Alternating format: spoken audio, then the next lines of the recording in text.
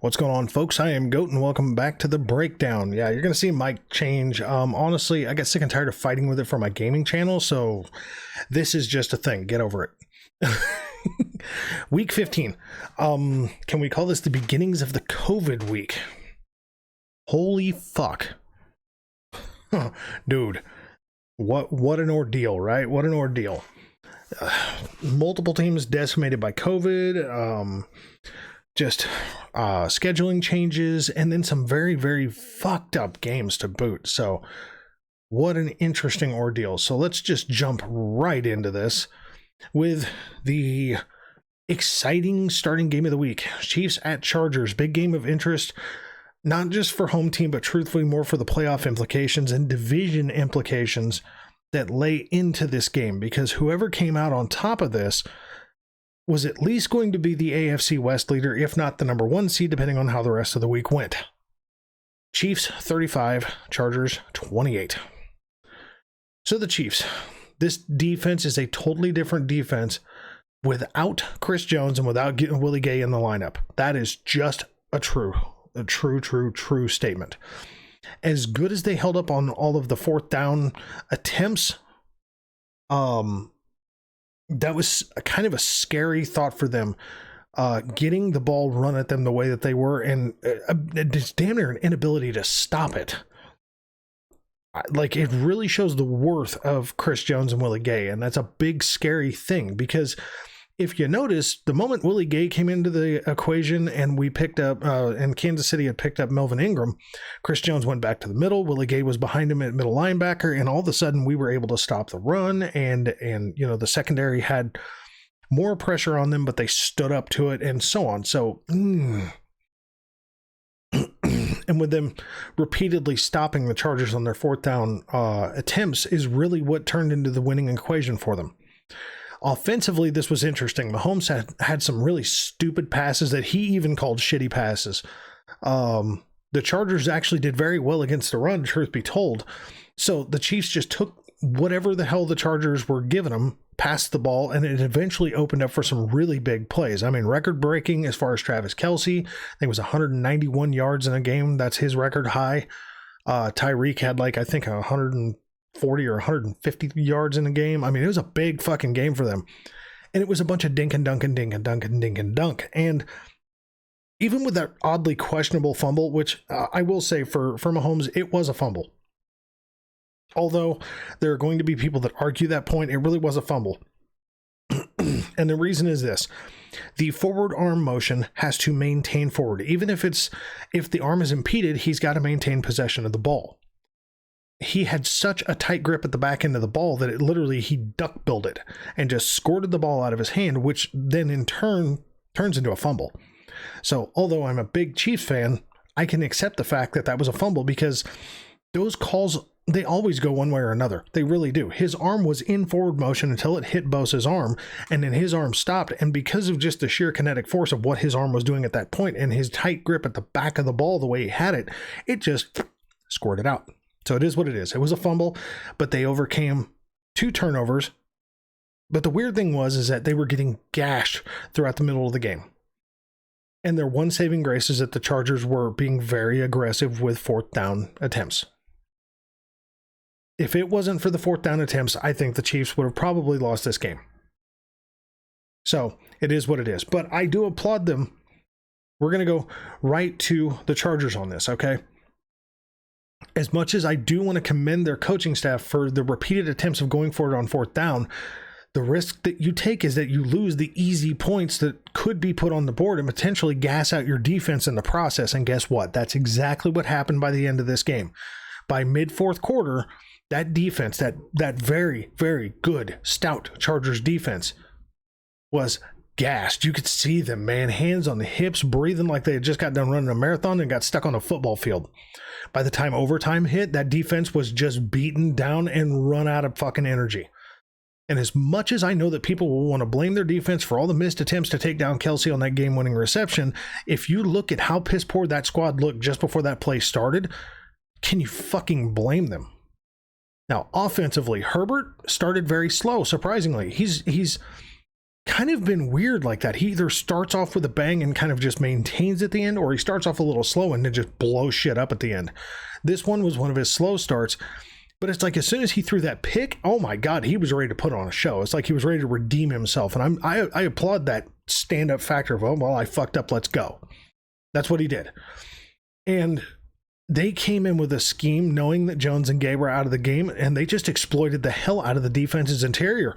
They just ran the ball just right down their fucking throats, and they nearly pulled out a sweep, like a season sweep, which they have not been able to do since, like, what, 2007 or 2013, one of the two. It's been a hot fucking minute. But sadly, even though they were very aggressive and they did play good for the most part, they just didn't have enough to finish it off properly. So it is what it is. Next game, Patriots at Colts. Patriots 17, Colts 27. Another big game of interest for me with big playoff implications. So the Patriots, the narrative of this week with all these goddamn commentators has been, Belichick is great at taking away the one thing that you're great at and making you change your scheme. Right. I like Bill Belichick. I think he's a salty, grumpy old bastard. He's like the old version of Aaron Rodgers. And don't get me wrong, I think Aaron Rodgers probably is a very personable person away from football and the media, much like Belichick probably is too. But at the face of the media, they come off as salty and prickish. It is what it is. Belichick did not take away the one thing that the fucking Colts are good at. That's their running game. But the problem is that just because you scheme it, your players still have to do it. And the players on that defense did not step up when they were needed the most. And although the offense has been efficient, when the defense can't step up and keep a slow-moving, grindy offense in their game, which is what the Patriots offense is they're very slow-moving and they're very grindy. They're not a huge come-from-behind team so much. They're much more of a maintaining style offense. They really are. I mean, let's be honest. They really are. They're a maintaining offense and very slow and very grindy and chew up clock, and then their defense is in there to just beat the shit out of the other team and make sure that the offense can just stay ahead. And that's what they're built for. And that is not what this defense did, and the offense just didn't really have it in them to come back against it. So the Colts, they came in to make a statement that they were going to run the fucking ball and come hell or high water, and yeah, they did just that. Lynch literally only threw the ball 12 fucking times with only 5 completion. But I'll be damned if they didn't cram the ball just right down the Patriots' throat with the running game. With almost amazing efficiency. 226 fucking rushing yards, man. This is why I say if they make the playoffs, they could definitely make things exceptionally interesting. They've become a very interesting team from being a very kind of disjointed and all over the place team, and they still kind of are. But man, if they can squeeze out and hang on to the playoffs, they could definitely make the postseason very interesting. Titans at Steelers. Titans 13, Steelers 19. Another game of interest because of playoff implications. Titans, for the most of this game, I can say that the Titans actually looked poised enough to finish it out until the fourth quarter. Typically, when Derrick Henry is coming on strong to eat up the clock, that's when the Titans just couldn't get things done. I can bet that Kansas City is loving the Steelers for this game, although I'm sure they don't want them to repay this in the next game. So let's take into account that if they don't win out, and the Colts do, they could quite potentially actually miss the postseason. So my question is this: can they band-aid, bubblegum, tape, and anything else they can this team together for the last 3 games enough to make the postseason and hopefully have Derrick Henry back? They've got they've got 2 very stingy defenses they've got 2 very stingy defenses in consecutive back-to-back games, and the Colts only have 1 game of concern. The AFC South has now become very interesting. That's the truth, man. It really is. So the Steelers, 3 quarters of mediocre, 1 quarter of coming back and doing what they've been doing. Making games close and either killing the clock or fighting like hell to score. In this case, they were killing the clock as best as they could do, and they were still trying to keep their playoff hopes alive. Also beat a present top 4 team, and just shatter the hopes of Titans fans in general. Job's done there. Next game, Panthers at Bills. Panthers, they lost again. Surprise, surprise. Bills, they can beat another shitty team. Surprise, surprise. Panthers 14, Bills 31. Next game. I'm sorry, when the Bills show me that they can beat a good team consistently, we'll have a longer chat. But until then, whatever. Texans at Jags. Texans 30, Jaguars 16. I literally cannot believe anyone picked the Jags to win this fucking game. The Jags are a fucking mess. Yes, the Texans are a mess too, but the Texans are a more fluid mess. This game legitimately has absolutely no bearing on the remainder of this season as far as the postseason is concerned, and is overall two boring, very fucked up teams that have just been showing to be a disaster all season. Next. Cowboys at Giants. No playoff implications here, honestly, unless the Cowboys stomped on their dicks with a fucking beat up NFC East team that is not looking to beat them. Cowboys. Look, they've been dominated against the NFC East, so I was really not surprised at all to see them beat the Giants.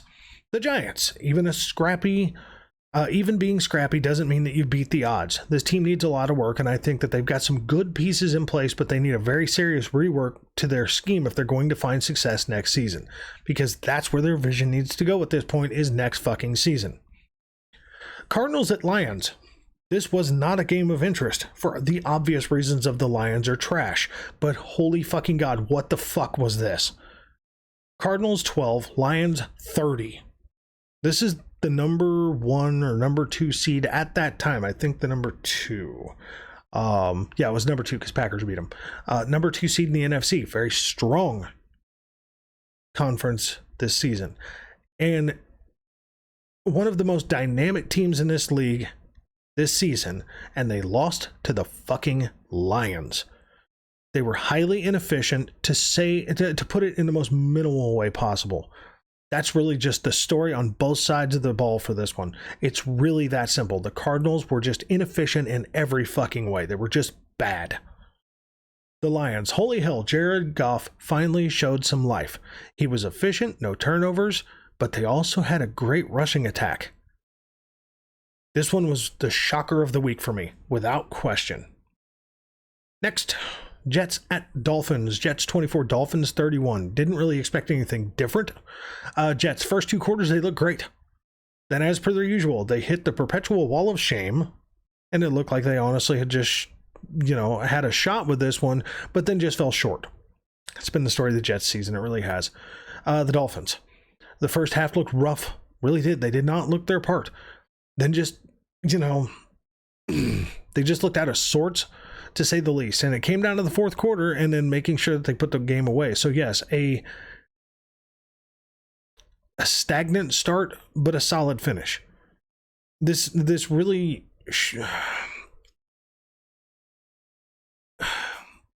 this shouldn't have been this much of a fight against a struggling team given how they've been playing as of late. So Bengals at Broncos. Game of interest for playoff implications. Bengals 15, Broncos 10. Nothing amazing here other than the battle of the fucking field goals. 1 touchdown, rest were field goals. I said that the Broncos defense looks solid this season, and although they've been hit or miss, they definitely stuck to their identity in this game to make the Bengals sluggish. That's just the truth. So Broncos, first of all, I just want to put this out there. Let's just hope that Bridgewater is okay after that nasty fucking hit. Carted off, strapped down, and his face mask removed to a very, very, very vicious hit for a concussion. Aside from that, honestly, just another poor offensive performance from them. Defense was solid enough to assist with a win, but the offense just couldn't get anything going well enough. It was literally just field goal, a couple of touchdowns, that's it. Next. 49ers at Falcons, game of interest for both teams, playoff implications. Falcons 13, 49ers 31. I'm just going to say this. Falcons, this team is entirely too erratic to make a realistic run in the postseason, in my opinion, at this point. 49ers, I've said they've been looking better. Their record shows that they're looking better. Their gameplay shows that they're looking better. And the stats show it as well. The massive question is down to this. Do they have enough to make a difference in the postseason? And personally, I think that they do to a point. I think that they could make things extremely interesting in the postseason if they remain healthy. Packers at Ravens, big game of interest for obvious playoff implications. And the way this fell, holy shit. Packers 31, Ravens 30. Packers, slightly sluggish start, defense kind of fell apart in the fourth quarter, and the special teams continue to be an issue for the Packers. The truth be told, the defense is a little suspect at times. They get a little loosey-goosey, and honestly, their special teams is a bit of a problem. Their offense really isn't a problem. I mean, so they're a little sluggish here and there, but they got to get this shored up. If they want to beat any of these upcoming playoff teams, they have got to get this shored up because they've got a bunch of teams that are just nipping at their fucking heels right now. So the Ravens, I hate to sound like a broken record here, but without Lamar Jackson, they don't look any different on offense. Now, that can be taken as Hundley is just that good, or worse, that Jackson is just struggling. And I think it really falls under both. Defensively, I didn't envy Harbaugh coming into this game. He's been dealing with defensive blows over and over and over this season. I think, honestly, right now, I think that the Ravens have the largest number of people that have been injured and knocked out for the season on their defense. So if it's not them, they're like really high up on that fucking list. They've been dealing with a ton of defensive injuries. I mean, they've been dealing with a lot of injuries across the team anyway. And this game, they went into it showing those woes quite badly. They pulled up the big boy pants in the fourth quarter, and they really looked like they had a chance. And then, in my personal opinion, another boneheaded last minute 2-point attempt to try to win the fucking game when it really looked like they had a chance if they went into overtime to win the game. Then another boneheaded last minute 2-point attempt to win rather than tie and just go to overtime. I mean, like the Chargers, I applaud the grit and the heart that it takes to kind of make that decision, but this is not a winning formula for a team that's struggling. Truthfully, I don't understand it. When you've got them on their heels and you run a really, really good opportunity with winning the game. When your defense has finally stepped up and kind of slowed them down just a little, and you're going down the field and scoring, what the fuck? Ravens lost. They lost because of poor decision making. This was the other shocker of the week for me. Saints at Bucks. Saints 9, Buccaneers 0. Tom Brady was throwing hissy fits on the fucking sideline, especially at the end of the game. I mean, 255 fucking consecutive starts without being shut out, and then all of a sudden you get shut out by a beat-ass fucking team. Not defensively, but a beat-up fucking team. So Saints, well, this was an ugly offensive showing, but I'll be damned if the defense definitely stepped up in this game and just overwhelmed a very talented offensive squad. Albeit they did lose 3 key players in this team, and that O-line just seemed absolutely out of sorts and couldn't handle the bull rush from the fucking Saints. And therefore Brady just left Brady out on an island and uncomfortable just the entire game. And this ended that 255 consecutive start run for Tom Brady of not being shut out in a game. I mean, that's a feat. That's something that you've got to give that man credit for. So kudos to the Saints for, keeping their dreams alive for the moment and taking down a monster team in their fucking division. So Buccaneers, yes, they lost 3 key players, but they were playing like shit prior to that point anyway. The offensive line was just literally couldn't keep the defensive rush, couldn't handle the defensive rush from the Saints. Brady's Achilles heel throughout his entire career has always been, if you can get in his head, you get a few hits on him, you get a bunch of pressure on him, he typically can't get out of his own way in a game, and the Saints proved that, obviously. This was honestly a piss-poor offensive performance and an okay defense at best. They held the Saints to 3 field goals, which is great because that's more than enough typically for this team to go and just destroy them. But they had their issues this game on offense, and they had every chance in the world to get back in this game. Overall, just a very, very bad game for the Buccaneers offense on this one. And bad for them for losing 3 extremely talented players. They lost Fournette, they lost Godwin, and they lost Evans. I mean, that's 3 huge fucking hits. I mean, for Christ's sake, they're digging so fucking deep. They're, rather than kicking Antonio Brown off the fucking team or just keeping him, on the PUP list or anything else, or IR, or just, whatever, just keeping him sidelined.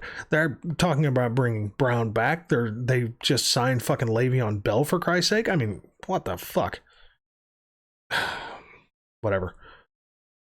Raiders at Browns.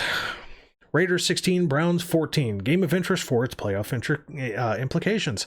So the Raiders are desperately trying to keep any playoff hopes alive at the moment, and they knew that they needed to win this. It helps that they go against a pretty depleted Browns team due to COVID on the offensively, and honestly, I really wasn't surprised with this game, as I was surprised at how close this game was. I'll put it that way. Offensively, they stood up and still, fairly, with a still fairly solid defense, but didn't play amazing, much like the Raiders typically do here. Defensively, they did exactly what you'd expect them to do, and they held a depleted offense down. So I'm just more that the game literally came down to a game-winning field goal, to be honest, because the Raiders were down until the very end of the fucking game and kicked a game-winning field goal. Otherwise, that was game over. And the Browns would have come away with a fucked up team with a win. It was just crazy. But that's really been the story of the Raiders season. Games that you would expect them to win, they haven't. In games that you think that they're going to lose, they just show the fuck up. It just makes no sense. So the Browns, I'm honestly amazed that this team even stood up in this game. This team has had like the worst juju on it the last couple of seasons. And to come into this game with, just the way that they did is a true testament to the coaching drive and the players, just grit. But the coach's drive that's ingrained into these players. There's really not much else to say aside from good on them for showing up as well as they did. Honestly, they really won that game if it wasn't for that field goal. So, sadly, record will not reflect that. So, Vikings at Bears. Vikings 17, Bears 9. Game of interest for the playoffs. Vikings, what a game of stagnation for the Vikings offense. Good Lord, man. I mean, they rushed for 132 yards, but they only threw for 87 and 24 fucking attempts. Like, what the fuck was that? This was not a game that I expected to see at all. They had better sort this out if they really think that they're going to have any kind of a chance in the postseason. So like I've said before, I don't question the ability of the Bears defense, off to the Bears, obviously. It's just more their consistency.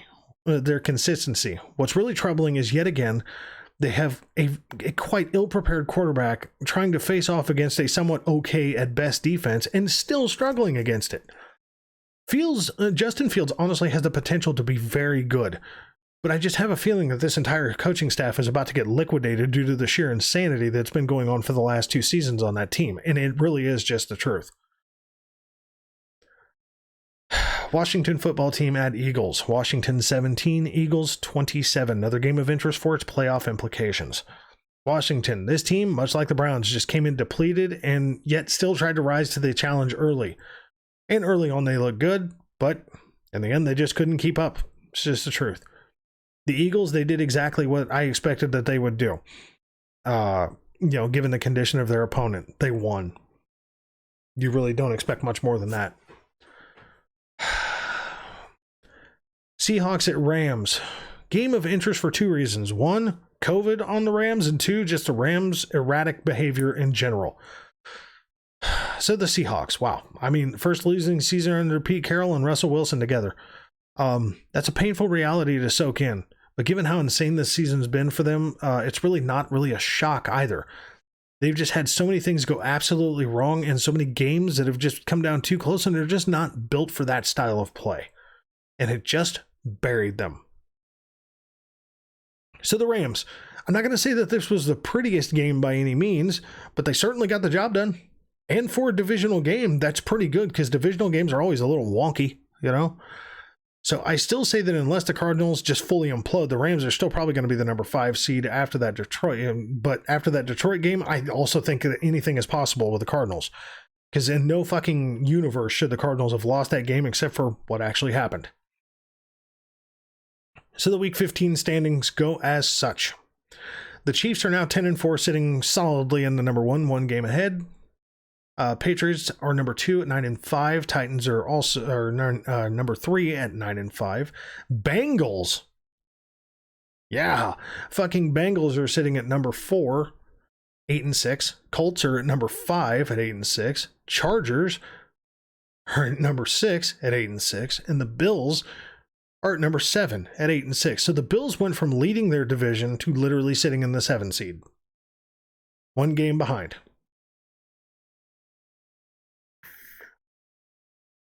Teams on the outside looking in.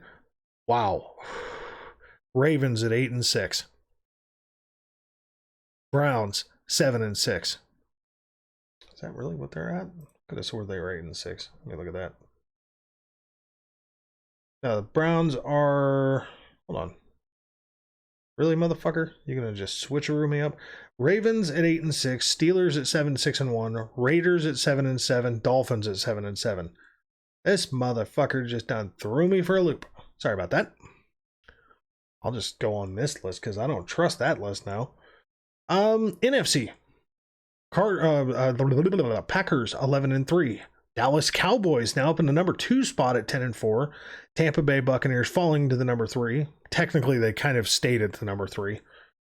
But Tampa Bay with 10-4, sitting at 3. Arizona Cardinals have dropped from the 2 to the 4 seed at 10-4. The Rams are tied with them at 10-4. The 49ers are at 8-6, 2 games out. And the Vikings are at 7-7. And on the outside looking in is where it gets really fucking interesting. The Eagles are at 7-7. The Saints are at 7-7. Washington football team 6-8. Falcons 6-8. I think the only real threat to the Vikings' chances here are the Eagles. So it just depends on what they're going to do. Now, are the Vikings or the Eagles really going to make a difference in the postseason? I don't believe they are. Especially if you figure, let's say the Vikings go against the fucking Cowboys. That's game over. If the Eagles go against the Cowboys, that's game over. I just don't see it. So that's week 15. God help us. The Chiefs are getting depleted. Multiple teams are getting depleted. College football is about to go fucking bonkers with their fucking bowl schedule. Everybody's losing their mind with that shit. So it is what it is. Let's see what the hell week 16 throws at us, because right now I just don't fucking know. So folks, yeah, I'll catch you in the next breakdown. All right.